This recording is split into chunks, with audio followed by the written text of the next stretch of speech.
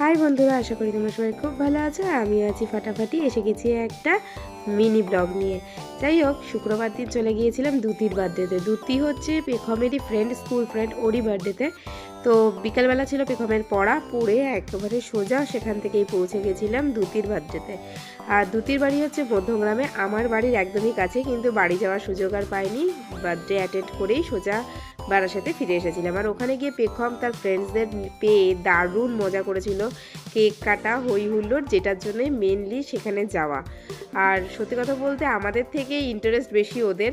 আর ওরা সব বন্ধুরা মিলে যে হই হই করে, এটা দেখতে সত্যি আমাদের অ্যাজ এ গার্জিয়ান খুব ভালো লাগে।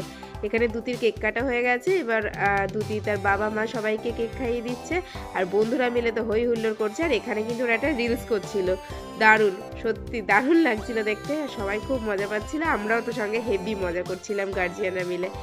এরপরে আর কি, দাদা মানে দ্যুতির বাবা তারপরে এই যে এটা ফাটালো, তারপরেই তো এদের সেইগুলো নিয়ে যা ইচ্ছা করে ঘর দোরের অবস্থা একেবারে 12টা বাজিয়ে 13টা করে দিল।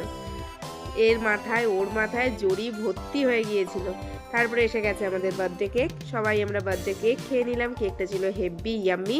আমরা সবাই অল্প অল্প করে খেয়ে নিয়ে এখানে একটু বসে আড্ডা মারছিলাম। আর এদিকে ঘড়ির কাঁটা যেহেতু প্রায় 8:30টার ঘরে, তো সবাইকে বাড়ি ফিরতে হবে, এই জন্য আর দেরি না করে আমরা ডিনার করতে বসে গিয়েছিলাম। একজন এক দিকে বসেছিলাম বলে পুরো আমি সবাইকে কভার করতে পারিনি।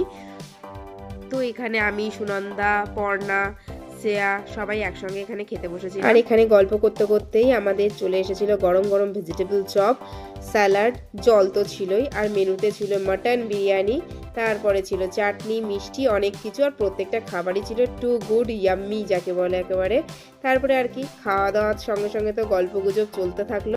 সবচেয়ে বড় কথা হচ্ছে আমি তো মাটন খাই না, এখানে বহু দিন পর আমি মাটন ট্রাই করেছিলাম।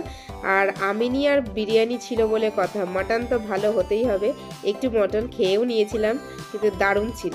আর সব ব্যবস্থাপনা ছিল সত্যি খুব দারুণ, আমরা দারুণ মজা করেছিলাম। তারপরে আর কি, খাওয়া দাওয়ার পর যে যার বাড়ির দিকে এগোলাম। আজকের আমার গল্প এইটুকুই, দেখা হচ্ছে পরের কোনো ব্লগে, ততক্ষণের জন্য টাটা।